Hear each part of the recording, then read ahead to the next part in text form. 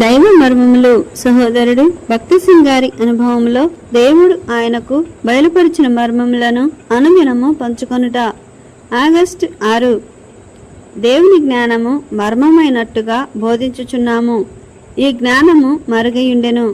జగదుత్పత్తికి ముందుగానే దీనిని దేవుడు మన మహిమ నిమిత్తము నియమించెను. 1 కొరింథీయులకు రాసిన పత్రిక 2వ అధ్యాయము 7వ వచనము. బబులోను రాజైతే ఈ యవనస్తులు ఇంజనీర్లు, డాక్టర్లు, శాస్త్రజ్ఞులు కావాలనని కోరెను.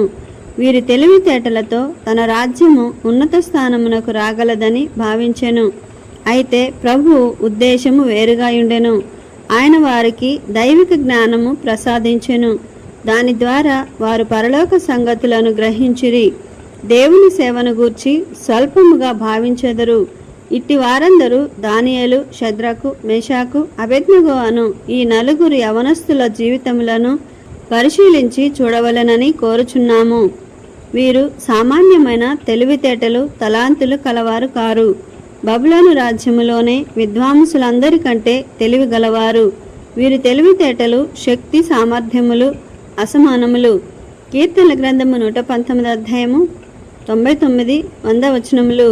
లోకజ్ఞానులు దేవుని సేవలోని ఘనతను గ్రహించలేరు.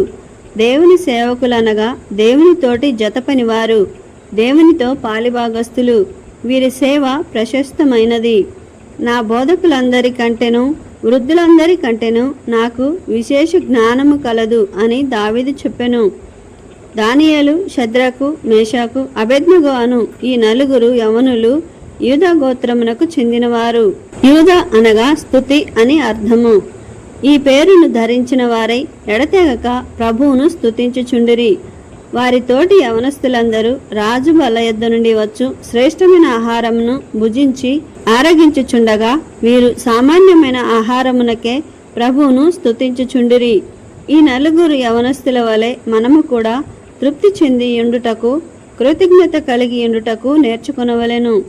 మన కష్టములు, శ్రమలలో కూడా ప్రభువుకు వందనములు చెల్లించవలెను.